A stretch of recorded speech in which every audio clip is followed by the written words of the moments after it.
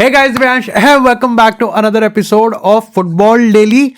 भाई नेमार भाई ये क्या भाई, वैसे ये इत्तेफाक भी हो सकता है और एक मतलब काइंड ऑफ पीआर स्टंट भी हो सकता है कि जहां एक तरफ अल हिलाल ने ये बॉम्ब धमाका कर दिया कि नेमार मतलब एक तो होता है कि रजिस्टर नहीं करा, एक कंट्रोवर्सी, एक होता है कि मुंह पे कह देना, हेजिटेट ही नहीं करना।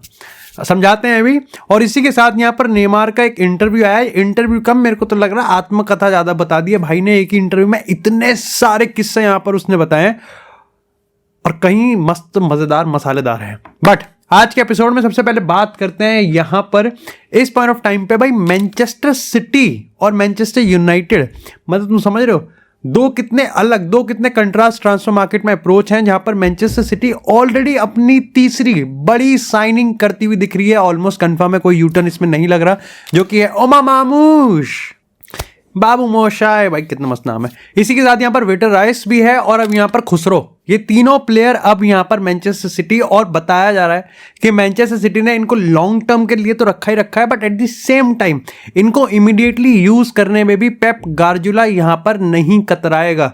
और प्लस यार अब भाई पेप गार्डियोला का डिवोर्स हो रहा है या हो चुका है भाई, आई कैन टेलीग्राफ की अगर हम बात करें, एथलेटिक की बात करें, भाई ये यहाँ पर इसको डिकोड करने में लगे हुए अपने आर्टिकल्स छाप रहे हैं कि क्यों पेप गार्डियोला का डिवोर्स का एक लिंक हो सकता है कि मैनचेस्टर सिटी के फॉर्म में डाउनफॉल आ गया। बंद करो हाथ जोड़ के। भाई मैं पढ़ लूंगा यार, मैं तुम्हारे चूतिया से आर्टिकल्स पढ़ लूंगा, कम से कम किसी की पर्सनल लाइफ पे ऐसे तो डिस्कस मत करो भाई। बट डिवोर्स का मैनचेस्टर सिटी की फॉर्म से क्या मतलब है, क्या मतलब है बताओ। खैर इसी के साथ यहां पर अगर मैनचेस्टर यूनाइटेड की बात करें तो भाई लोग अभी भी यहां पर थोड़ा सा पैसा बनाने के चक्कर में हैं। ऐसा बताया जा रहा है कि गार्नाचो को लेके अभी भी कोई भी डिसीजन नहीं बनाया गया है। जो अपडेट पहले थी वही अपडेट यहां पर अभी समझ में आ रही है। लेकिन एफसी बार्सिलोना मार्कस रैशफोर्ड के बीच में छुई मुई बहन की चिकपुई हुई है यहां पर, क्योंकि यहां पर बताया गया है कि मार्कस रैशफोर्ड इस पॉइंट ऑफ टाइम पे उसका जो एंड्राज है, उसका जो भाई है वही उसका एजेंट है। यहां पर इस तरीके से खबरें चल रही हैं, पर्टिकुलरली स्पेनिश मीडिया इस चीज को लेकर ज्यादा हवा और तूल दे रहा है कि मार्कस रैशफोर्ड सारे ऑप्शंस को असेस करने के बाद इस नतीजे पे पहुंच रहा है कि वो बार्सिलोना को ज्यादा प्रेफर करता है।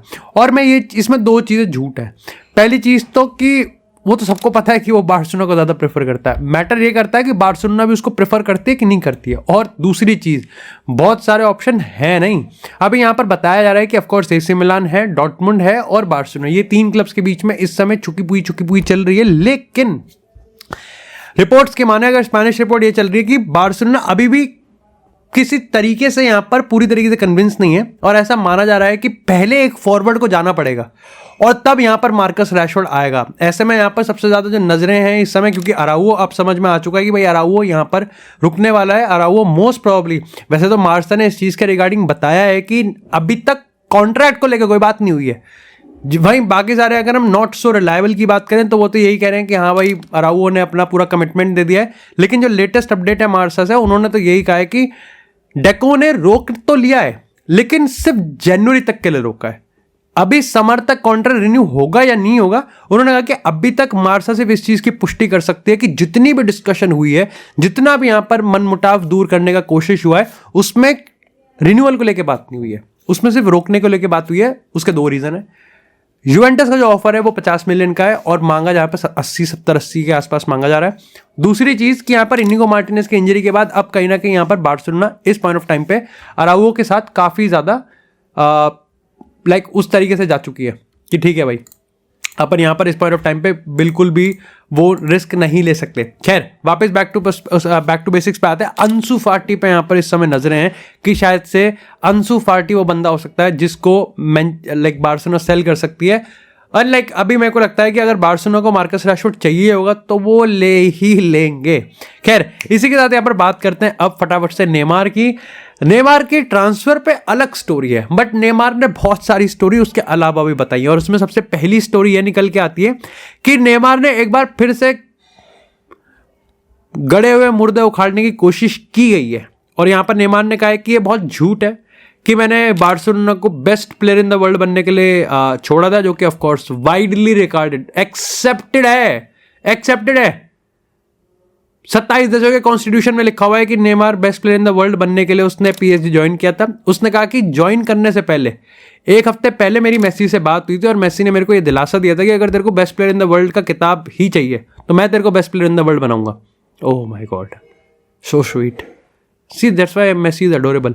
बट यहाँ पर नेमार ने ये चीज़ कहा कि उसने मेसी को समझाया कि एक्चुअली में बात स्पोर्टिंग का नहीं है, बात असल में ये है कि ऑफकोर्स जो पैसा पीएसजी दे रही है वो बहुत ज़्यादा है, और दूसरा उसने ये बताया कि यहाँ पर जो ब्राज़ीलियन पूरा कोर था वो यहाँ पर पीएसजी में खेल रहा था। चाहे आप थियागो सिल्वा की बात करो, मार्किनियोस की बात करो, काफ़ी सारे प्लेयर्स थे ब्राज़ीलियन, उसके लुकस की थी। तो उन्होंने कहा कि इसलिए मैं ब्राज़ीलियन प्लेयर्स के साथ खेलना चाह रहा था और ये रीज़न था। अब सोशल मीडिया पे काफ़ी सारे लोगों ने ये चीज़ तो कहा कि हाँ भाई ठीक है पैसों का वो मान रहा है, लेकिन ऑफकोर्स क्यों नहीं मानेगा, सबको पता है पैसा है। लेकिन दूसरी चीज़ काफ़ी सारे लोगों ने माना है कि भाई कोई कह भी कैसे सकता है मेसी के मुंह पे कि भाई मेरे को थियागो सिल्वा और मार्किनियोस के साथ खेलना है, you are playing in Barcelona. But काफ़ी लोगों ने कहा कि ठीक है भाई, सबका अपना अपना ओपिनियन हो सकता है। अगर नेमार को नहीं चाहिए यहाँ पर स्पोर्टिंग, वो उसको सिर्फ मज़ा चाहिए और एडवेंचर और वाइब्स चाहिए, तो क्या दिक्कत है। But do let me know कि तुम्हारा इसके रिगार्डिंग क्या ओपिनियन है। भाई ने फिर पेला एम्बापे को और हेजिटेट ही नहीं करा। उसने यहाँ पर एम्बापे को लेके कहा कि जब एम्बापे आया था तो एम्बापे बहुत बढ़िया था। एम्बापे में दोस्त थे, हम दोनों कंचे वंचे खेलते थे, पेंचे लड़ाते थे बाथरूम में, हम यहाँ पर डिनर। उसने कहा कि बहुत बढ़िया रिलेशन था, लेकिन सब खराब हुआ मेसी के आने के बाद। मेसी के आने के बाद उसने जोकिंगली ये चीज़ कहा कि वो मेरे को मेसी के साथ शेयर नहीं करना चाहता था। ठीक है भाई, उसकी एक गर्लफ्रेंड रही है वैसी, इसका मतलब ये थोड़ी तुम एम्बापे पे सवाल ही ऐसे खड़े करने चालू कर दोगे। तुम्हें ही देख रहा हूँ मैं। उसने ये चीज़ कहा कि Mbappe was a bit jealous of Messi, और सबसे बड़ा रीजन यहाँ पर हम तीनों में कभी नहीं बन पाई या फिर हम तीनों के साथ पीएसजी कभी नहीं चल पाई, that was ego. I think काफ़ी सारे लोग, मैं तो देखो एग्री करता हूँ कि शायद से ऐसा हो सकता है, बिल्कुल हो सकता है, क्योंकि उसने ये भी माना कि हाँ मेरे और एम्बापे के बीच भी फाइट हुई थी, तो उसने ये चीज़ मानी। हाउएवर मैं ये चीज़ को एम्बापे इन रियल मैड्रिड पे अप्लाई नहीं करूँगा, दोनों अलग अलग सिचुएशंस हैं। मैं उस चीज़ को मान रहा हूँ कि शायद से पीएसजी में हो सकता है for very well he could be jealous of Lionel Messi, but शायद से रियल मैड्रिड में आके there would be a change of heart, जो भी है। बट मैं प्री मैच्योरली जज नहीं करूँगा उसको, बट ठीक है। इसी के साथ यहाँ पर बात करते हैं अब क्रिस्टियानो रोनाल्डो की। रोनाल्डो को ट्रांसफर मार्केट में अगर आप देखें तो अफवाह उड़ी थी, हाइप बनी थी, एक बार फिर से फुटबॉल फैंस के दिल में तमन्ना सी जगी थी, लेकिन वो तमन्ना बुझती हुई दिख गई है। और शायद से हमको हाल ही में जब क्रिस्टियानो रोनाल्डो ने कहा था कि वो ओनरशिप कर सकता है, खरीद सकता है क्लब, लोग मैनचेस्टर यूनाइटेड को ही बेचने पे लग गए थे कि रोनाल्डो भाई यूनाइटेड को ही ले लो। लेकिन उसका भी शायद से थोड़ा सा हिंट हमको देखने को मिल गया, क्योंकि जो नया कॉन्ट्रैक्ट है उसमें सबसे पहले तो भाई यहाँ पर अगेन 180-200 मिलियन का कॉन्ट्रैक्ट तो दिया ही दिया है, साथ ही यहाँ पर की डिसीजन मेकिंग में भी क्रिस्टियानो रोनाल्डो को बनाया जा रहा है और 2026 वर्ल्ड कप तक यहाँ पर उसका कॉन्ट्रैक्ट रिन्यू किया जा रहा है। साथ ही साथ यहाँ पर उसको रीइंफोर्समेंट दी जाएगी। अभी ऑलरेडी बात चल रही है कि भाई कासिमिरो की बात करें, डेब्रोइन की बात करें, और यहाँ पर अल नसर अल हिलाल के साथ कैसे नहीं रख कर पाएगी। भाई बहुत डिफरेंस है क्वालिटी में अल हिलाल और अल नसर में। हाउएवर यहाँ पर सबसे मस्त चीज ये हुई है कि अल नसर का 5% क्रिस्टियानो रोनाल्डो को दे दिया, विच इज क्वाइट सिमिलर की यहाँ पर जो मेसी और इंटर मियामी में हुआ है। लेकिन इसी के साथ यार अब बात करते हैं यहाँ पर रियल मैड्रिड की। और भाई रियल मैड्रिड चाहे कुछ भी हो रहा हो, फिलहाल के तौर पे तो ऐसा दिख रहा है कि रियल मैड्रिड टस से मस होने के लिए तैयार नहीं है।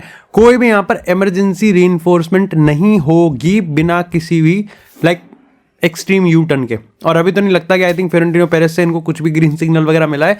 जो 2 टारगेट है रियल मैड्रिड, उन्हीं दोनों टारगेट पे अपना पूरा फोकस कर रही है। पहला है ट्रेंट आर्नोल्ड और दूसरा है यहाँ पर अल्फोंसो डेविस। अब देखो ट्रेंट आर्नोल्ड के रिगार्डिंग स्पेनिश मीडिया या फिर इंग्लिश मीडिया की बात करें, बिल्कुल स्टेलमेट है गेम ना ही उधर से कोई चाल चल रही है रियल मैड्रिड, ना ही लिवरपूल कोई चाल चल रही है, बिल्कुल स्टेलमेट। बिल्कुल यहाँ पर आप कह सकते हो कि दोनों में ट्रांसफर सीज फायर हो रखा है इस पॉइंट ऑफ टाइम पे। हाउएवर कुछ रिपोर्ट्स ये भी मान रही हैं कि रियल मैड्रिड एक पर्टिकुलर पॉइंट का वेट कर रही है इसी जनवरी ट्रांसफर विंडो में। अगर लिवरपूल वल्नरेबल दिखती है उनको कि यहाँ पर हाँ अब शायद से लिवरपूल को हम पैसा देंगे तो वो ट्रेंट को हमको दे देंगे, तो वो कर सकती है। हाउएवर इंग्लिश मीडिया अभी भी इस चीज़ को लेकर पूरी तरीके से कंफर्म है कि ऐसा कुछ भी नहीं है, यहाँ पर बिल्कुल भी नहीं होने वाला। लिवरपूल बिल्कुल भी इंटरेस्टेड नहीं है। अल्फोंसो डेविस के रिगार्डिंग बात करें तो अब बायर्न काफी ज्यादा फ्रस्ट्रेटेड होते हुए दिख रही है, क्योंकि उन्होंने 13 मिलियन का कॉन्ट्रैक्ट रिन्यूअल दिया है। हैरी केन से जस्ट नीचे अल्फोंसो डेविस को रख दिया। बहुत कम क्लब्स ऐसे हैं जो किसी भी फुल बैक को रखेंगे। इवन रियल मैड्रिड का भी जो ऑफर है अल्फोंसो डेविस के लिए वो भी इतनी बड़ी सैलरी का नहीं है। पर्टिकुलरली। लेकिन अब लग रहा है कि शायद से अल्फोंसो डेविस रियल मैड्रिड के साथ आने में काफ़ी ज़्यादा इंटरेस्टिंग लग रहा है एंड मोस्ट प्रॉब्ली हमको समर ट्रांसफर विंडो में। इसके अलावा तो कुछ नहीं दिख रहा। खैर, इसी के साथ अगर बात करें अब थोड़ी सी नेमार की, अल हिलाल ने भाई ये चीज़ कह दिया कि नेमार सऊदी लेवल पे खेलने के लिए है ही नहीं इस पॉइंट ऑफ टाइम पे सूटेबल, ना ही वो इस चीज़ को लेके लाइक तैयार हो सकता है। और ऐसे में यहाँ पर जब अभी ज़्यादा दूर नहीं है नेमार रिटर्न से, लेकिन फिर भी यहाँ पर नेमार को डी रजिस्टर कर दिया गया है। सऊदी लीग में वो नहीं खेलेगा, एशियन चैंपियन लीग में वो खेल सकता है। बट अगेन पूरे सोशल मीडिया पे या ट्रांसफर न्यूज़पेपर्स की माने तो नेमार अभी इस पॉइंट ऑफ टाइम पे पूरी तरीके से अवेलेबल है किसी भी क्लब के लिए खेलने के लिए। वो सऊदी छोड़ सकता है, इसकी अब पूरी तरीके से गारंटी है। 3 ही क्लब सामने निकल के आ रहे हैं। पहला शिकागो फायर है जो कि अब न्यू एंट्री है। इंटर मियामी है लेकिन इंटर मियामी खरीद नहीं सकती। काफ़ी लोगों ने इस चीज़ को क्लियर कर दिया कि इंटर मियामी, क्योंकि इन्होंने ऑलरेडी इतने सारे प्लेयर्स खरीद लिए कि इनके यहाँ पर जो स्पॉट्स हैं, और तुमको पता है जो MLS का सिस्टम है वो इस तरीके से चलता है कि इंटर मियामी नहीं खरीद सकती। It's almost impossible. Chicago fire हो सकता है भाई वो क्लब जो कि यहाँ पर नेमार को यहाँ से निकाल ले। यूरोपियन लेवल पे it's not about Neymar but it's about कि पैसा नेमार बहुत मांग रहा है और मांगेगा भी ऑब्वियसली। तो मेरे को लगता है कि आई थिंक शिकागो फायर ही वो क्लब हो सकता है जो कि नेमार को साइन कर ले। और ये बताता है भाई कि नेमार का करियर कितना व्हाट इफ और कितना यहाँ पर अनप्रिडिक्टेबल है। It's still like so like इतना अजीब है यार कि नेमार के अब कितनी, यार उसकी क्या ही उम्र है, साला से भी छोटा है, साला के बराबर का ही है वो। बट भाई यहाँ पर साला प्रीमियर लीग में पहले जा रहा है। नेमार को यही कह दिया कि सऊदी लीग में खेलने के लिए वो यहाँ पर इस समय फिजिकल फिटनेस में सूटेबल नहीं। एडिटर भाग लेगा भाई 25-30 मिनट, तो एडिटर अल नसर का सेंटर बैक बन सकता है इस पॉइंट ऑफ टाइम पे। Gate my point.